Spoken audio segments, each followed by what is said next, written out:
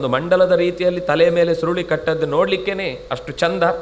ಹಾಗೆ ಮೈಯೆಲ್ಲ ಅತ್ಯಂತ ಕೋಮಲವಾಗಿದೆ, ಅತ್ಯಂತ ದೊಡ್ಡದಾದ ಆಕೃತಿಯ ಶರೀರ, ದೇಹದಲ್ಲಿರುವ ಗಟ್ಟಿತನ ಅವನ ತೋಳಿನಲ್ಲಿ, ಆದರೆ ಮೆತ್ತನೆಯೂ ಇತ್ತು ಅಂತ ಹೇಳ್ತಾರೆ. ಮಣ್ಣಿನ ಅಂಶ ಚೆನ್ನಾಗಿ ತೋಳಲ್ಲಿ ಕಾಣ್ತಾ ಇತ್ತು ಅಂತ ಹೇಳೋದು. ಅಂದರೆ ಗಟ್ಟಿಗೆ ಗಟ್ಟಿತನ, ಸುಮ್ಮನೆ ಯಾವುದೋ ಒಂದಿಷ್ಟು ವಿಟಮಿನ್ ಪೌಷ್ಟಿಕ ಆಹಾರ ತಿಂದು ಯಾವುದೋ ಒಂದಿಷ್ಟು ಡಂಬಲ್ಸ್ ಎತ್ತಿ ಬಂದ ಶರೀರ ಅಲ್ಲ ಅದು. ಸಹಜವಾಗಿ ಬಂದ ಶರೀರ, ಬೇಕು ಅಂದಾಗ ಗಟ್ಟಿನೂ ಇರುತ್ತೆ, ಮುಟ್ಟಿದಾಗ ಅತ್ಯಂತ ಮೃದುವೂ ಇರುತ್ತೆ.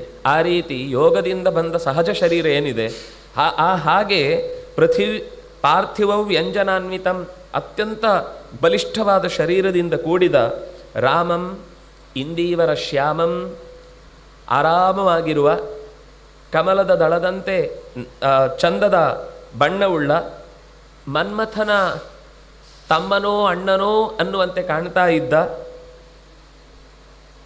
ಇಂದ್ರನಿಗೆ ಸಮಾನನಾದ ರಾಮಚಂದ್ರನನ್ನು ರಾಕ್ಷಸಿ ನೋಡಿ ಅವಳು ಕೂಡ ಮೋಹಿತಳಾದ್ಲು.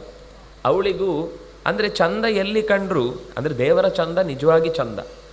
ಉಳಿದಂತೆ ನಮ್ಮ ಚಂದ ಕೆಲವರಿಗೆ ಚಂದ, ಕೆಲವರಿಗೆ ಚಂದ ಅಂತ ಅನ್ನಿಸ್ಬೇಕಾಗಿಲ್ಲ. ಆದರೆ ದೇವರ ಚಂದ ಅದು ಎಂಥವನಿಗೂ ಕಣ್ಣು ಎಷ್ಟೇ ಆದರೂ ಅದು ರಾಮನ ಚಂದ ಅದು ಹೇಗೆ ಅಂತ ಅನ್ನೋದು ಮತ್ತೆ ಮುಂದೆ ಹೇಳ್ತಾರೆ. ಅಂದರೆ ಅವರಿಗೆ ಚಂದ ಕಾಣೋದು ಅಂದರೆ ಹಾಗಾದರೆ ಅವರಿಗೆ ಅವರ ಬಗ್ಗೆ ಗೌರವ ಬರಬೇಕಿತ್ತಲ್ವಾ.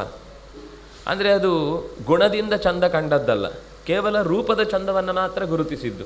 ಅಂದರೆ ತನಗೆ ಬೇಕು ಅನ್ನೋದು ಮಾತ್ರ ಬೇಕಿತ್ತು. ಮತ್ತು ಅದರ ಕಥೆಯನ್ನು ಮುಂದೆ ಹೇಳ್ತಾರೆ. ಅವಳಿಗೆ ಹಾಗೆ ಬೇಕು ಅಂತ ಅನ್ನಿಸ್ಲಿಕ್ಕೂ ಕಾರಣ, ಈ ಒಂದು ಗಾದೆ ಇದೆ ಸಂಸ್ಕೃತದಲ್ಲಿ, ಏನು ಅಂದರೆ ಪ್ರಾಪ್ತೇತು ಷೋಡಶೇ ವರ್ಷೇ ಗರ್ಧಭೀಪ್ಯಪ್ಸರಾಯತೆ ಅಂತ.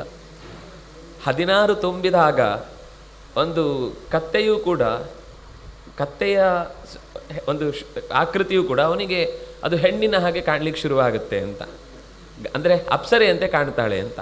ಗರ್ಧಭಿಯೂ ಕೂಡ ಗರ್ಧಬದಂತೆ ಕೆನೆಯುವ ಅಥವಾ ಘೋರವಾದ ರೂಪ ಉಳ್ಳವಳಾದರೂ ಕೂಡ 16 ತುಂಬಿದೆ ಎಂದಾಗ ಅದು ಬಹಳ ಆಕರ್ಷಣೀಯ ಅಂತ ಅನಿಸುತ್ತೆ. ಅದು ಕೇವಲ ಮಾನಸಿಕವಾದ ಆಸೆ ಹೊರತು ಅಲ್ಲಿ ಗುಣಗಳ ಬಗ್ಗೆ ಆಗಲಿ, ನಿಜವಾದ ಆಸ್ಥೆಗಳ ಬಗ್ಗೆ ಆಗಲಿ, ಭಾವನೆಗಳ ಬಗ್ಗೆ ಆಗಲಿ ಅಲ್ಲಿ ಲೆಕ್ಕಕ್ಕಿರುವುದಿಲ್ಲ, ಸ್ಥಾನವೇ ಇಲ್ಲ.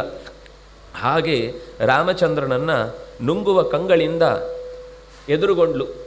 ಎದುರುಗೊಂಡಾಗ ಅದಕ್ಕೊಂದು ಉದಾಹರಣೆ ವಾಲ್ಮೀಕಿಗಳು ಕೊಡ್ತಾ ಹೋಗ್ತಾರೆ. ಅವರಿಗೆ ಸಾಕಾಗಲಿಲ್ಲ, ಇಷ್ಟು ಉದಾಹರಣೆ ಬಹುಶಃ ಕೊಡ್ಲಿಕ್ಕೆ ಬೇರೆ ರೀತಿಯಿಂದ ಸಾಧ್ಯ ಇಲ್ಲ.